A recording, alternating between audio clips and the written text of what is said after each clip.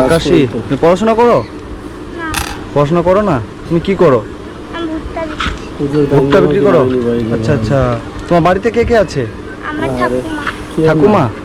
আচ্ছা আচ্ছা। তোমার বাবা মা? আমার মা মারা গেছে আর বাবা ছেড়ে চলে গেছে। ও, তোমার মা মারা গেছে? হ্যাঁ। আর বাবা? বাবা ছেড়ে চলে গেছে। বাবা ছেড়ে চলে গেছে? তোমার মা কতদিন আগে মারা গেছে? আমার 6 মাস হলো।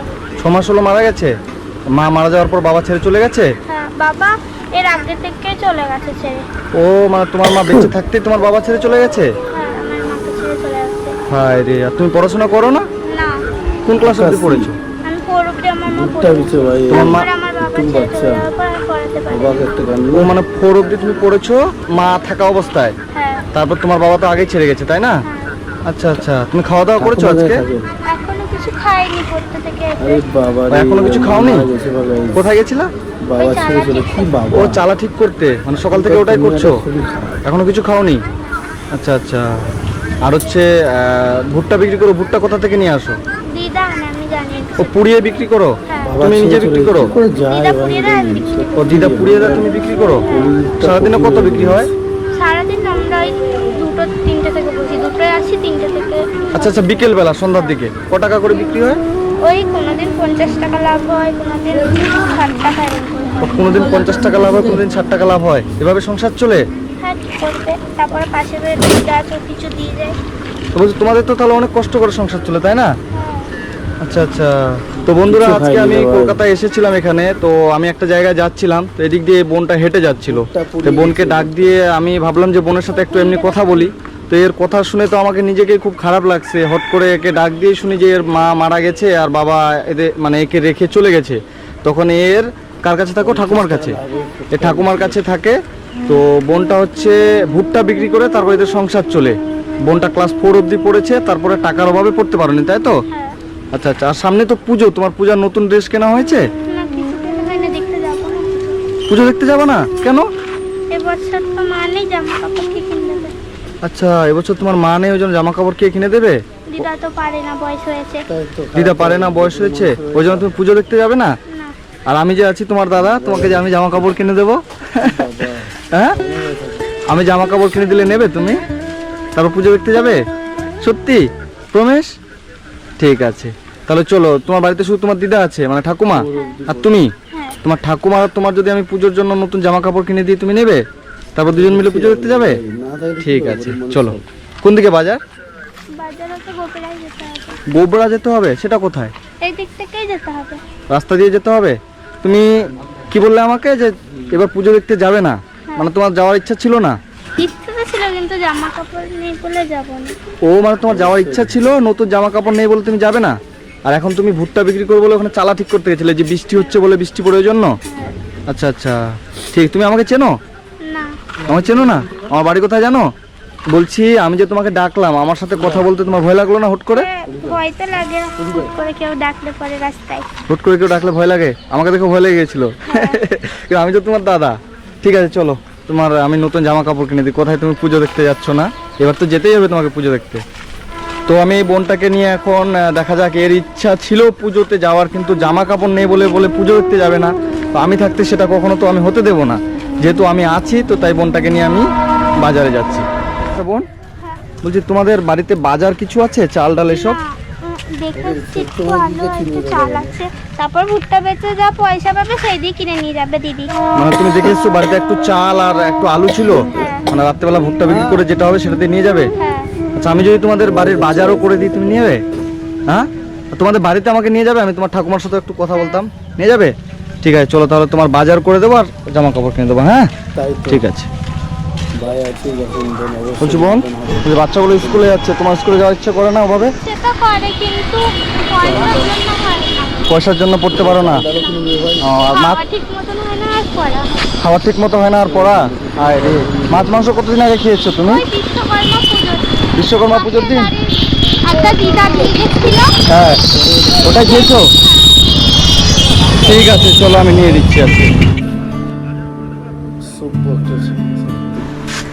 বলছি, এর জন্য একটা ভালো ড্রেস দেন তো। বসো, কেন বসো। এর জন্য একটা ভালো কি ড্রেস নেবে তুমি? আমি যেমন, তোমার কোন ড্রেস পছন্দ সেটা বলো। পুজোতে নতুন কি উঠেছে? গ্রাউন্ড অনেকটা বড় আমার থেকে। না গ্রাউন্ড মানে হচ্ছে মাটি পর্যন্ত। দাঁড়াও, তুমি দাঁড়াও তো। একদম পারফেক্ট জামা, এটাই ঠিক হবে, হ্যাঁ? একদম পারফেক্ট জামা। আর ঠাকুমার জন্য কি একটা শাড়ি, ঠাকুমার জন্য একটা ভালো শাড়ি তাঁতের তো, হ্যাঁ পুজোতে পরে বেরোতে পারবে একদম। এটা কেমন দাম আছে? এটা নেবো যেহেতু বলছে হ্যাঁ। 450 টাকা। 450। ঠিক আছে, এটা একটা দেন আর ওই গ্রাউন্ডটা দেন, ঠিক আছে? তুমি খুশি তো? হ্যাঁ, আমার দিকে তাকাও। খুশি তো সত্যি? এ পুজোতে বেরোবা তো? আর মন খারাপ করবা না? হ্যাঁ ঠিক আছে। তাহলে কত? 100 আর 1300, 1400 টাকা। ঠিক আছে ঠিক আছে, ওটা কোনো ব্যাপার না। হ্যাঁ হ্যাঁ হ্যাঁ, মানে টোটাল 1400। আমি এই যে ফোন পে করে দিলাম। হ্যাঁ, বহুত খুশি চলে গেছে। ঠিক আছে ঠিক আছে, চলো। তোমরাও ভালো থাকবে। এই যে মানুষের পাশে দাঁড়িয়েছে এটাই সবথেকে বড় কথা। এখানে কিছু বাজার করে নি। আসেন তো আঙ্কেল ভেতরে। বাড়িতে কি কি বাজার আছে তোমাদের? আলু আছে, চাল আছে। আলু আর চাল আছে। চাল নিয়ে নিয়ে এক বস্তা তাহলে। চাল এক বস্তা, মুড়ি 2 কেজি, চিড়ে দিয়ে দেন 3 কিলো, লবণের প্যাকেট একটা, হলুদ 250, সরষের তেল 1 কিলো। এই চালটা ভালো হবে তো দাদা? আর যোগ করলে কত হলো? 1839। 1839। অনলাইনে দেবো। ঠিক আছে। সবাই ভালো সাপোর্ট করে। কাপড়গুলো নিয়েছো? ঠিক আছে, চলো। আর কত বাজার হয়ে গেল তোমাদের? হ্যাঁ হ্যাঁ, খুশি তো? হ্যাঁ। কতটা? অনেক। ঠিক আছে।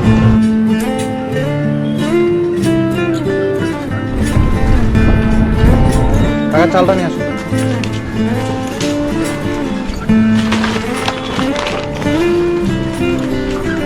রেখে দাও এখানে কাকা। কাকা আসো। হ্যাঁ হ্যাঁ, ভালো থাকো। এটা তোমার ঠাকুমা? আমরা রাস্তায় দাঁড়াইছিলাম, ওকে দেখলাম। আপনারা বলে ভুট্টা বিক্রি করেন নাকি? তো মাচা ঠিক করতে গেছিল, তো মাচা ঠিক করে আসছিল, তখন ওর সাথে কথা বললাম। তো বললো ওর মা নাকি মারা গেছে আর বাবা হচ্ছে ছেড়ে চলে গেছে, ওনাকে আপনার কাছেই থাকে।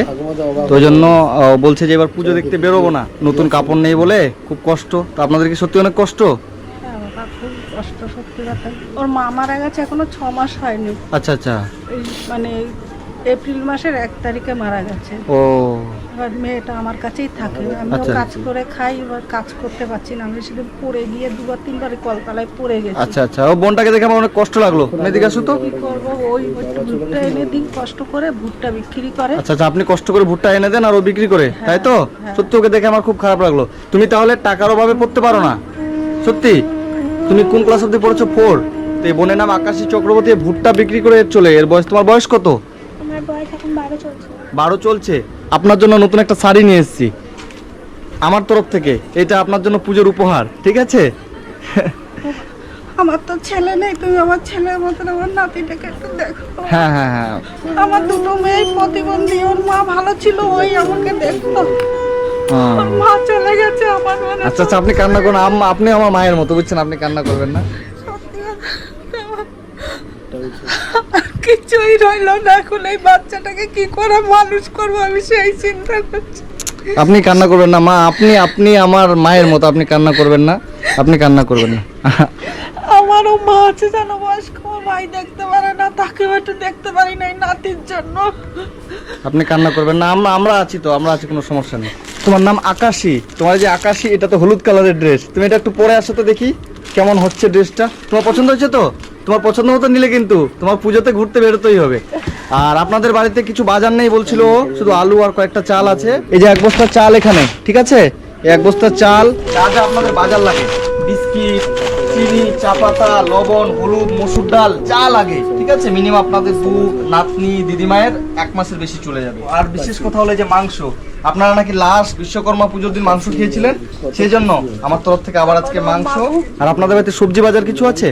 সবজি বাজার বলতে বাবা ওই একটু পাড়ার মেয়ে ছেলেরা এটা ওটা দিয়ে যায়, ওই করে। পাড়ার মেয়েগুলো দিয়ে, তো আমার তরফ থেকে আরো কিছু আমি টাকা দিচ্ছি। হ্যাঁ, এই যে 500 টাকা আমি দিলাম, এটা দিয়ে আপনি যা যা সবজি বাজার লাগে এটা করে নেবেন। পুজোর মধ্যে নাহলে আমি ভাবছিলাম যে মেয়েটাকে আমি কি দুটো মুখে দেবো, কেন এত কষ্ট লাগে যখন একটু মাছ মাংস খেতে যাই, আমি বলতে পারি না। ভুট্টা বিক্রি ক টাকা হয় বলো? বুঝতে পারছি আমি, সত্যি আমারও অনেক খারাপ লাগলো দেখে, বোনটাকে দেখে বিশেষ করে আমার খারাপ লাগলো যে এইটুকু বাচ্চা মুখটা পুরো মায়ায় ভরা, তো টাকার অভাবে পড়তে পারছে না, কিছু ভালো মন্দ খেতে পারছে না। ঠিক আছে, ওর পড়াশোনার ব্যবস্থা আমি সব করে দেবো, ঠিক আছে, আপনার সমস্যা নেই। ওর পড়াশোনার খাতার জন্য, একটা পেনের জন্য এর কাছে তার কাছে 10 টাকা 20 টাকা চেয়ে বেড়ায়, জন্য ফুচকা খাবো বলে নিয়ে আসে ওই করে।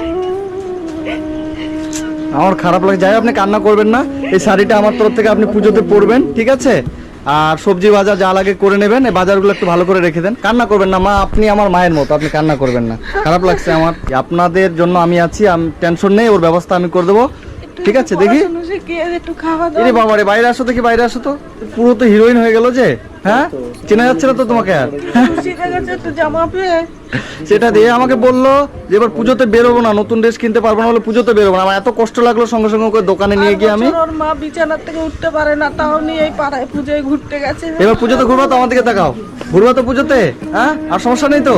ঠিক আছে, ভালো থেকো, এগুলো বাজারগুলো ঢুকিয়ে রাখো। আর ড্রেসটা সত্যি তোমার অনেক সুন্দর লাগছে, আর আমি তোমাকে পড়াশোনার ব্যবস্থা করে দিলে তোমাকে কিন্তু পড়তে হবে বোন, ঠিক আছে? ভালো থেকো, হ্যাঁ। পরে রাতে এসে সেই আমাকে বলবে দিদি এই ইংরেজিটা দেখিয়ে দাও না, আর আমি তো পারি না। আমি সেই কি করবো, আমি বললাম তুই পর, আমি ওই পাশের থেকে আরো দুটো মেয়ে ভাড়া থাকে, ওদের ডেকে নিয়ে আসি, একটু পরিয়ে দে না মনে, ওরাও কাছ থেকে এসে শেখায়। আচ্ছা আচ্ছা, ঠিক আছে, ভালো থাকবেন না, আমি আবার চেষ্টা করব আপনাদের কাছে আসার। খালি এই মেয়েটার জন্য আমার একটু চিন্তা যে আমার কিছু হয়ে গেলে মেয়েটার কি হবে। না না না, কিছু না, এর পড়াশোনা বোন, তোমার পড়াশোনার ব্যবস্থা আমি করে দেবো, হ্যাঁ? তুমি পড়াশোনা করবা তো? আবার তোমাকে 5-এ ভর্তি হতে হবে নাকি? তুমি তো 4-এ পড়তা, তোমার 5-এ ভর্তি হয়ে যাবা, আর তোমার যত পড়াশোনার ব্যবস্থা আমি সব ব্যবস্থা করে দেবো, ঠিক আছে? বলছি ভালো থেকো, আমি আবার আসবো তোমাদের এদিকে, আসলে তোমার সাথে আমি দেখা করে যাব। পুজোতে ভালো করে ঘুরবা, হ্যাঁ? আর দাদাকে মনে রাখবা, ঠিক আছে? মনে রাখবো তো?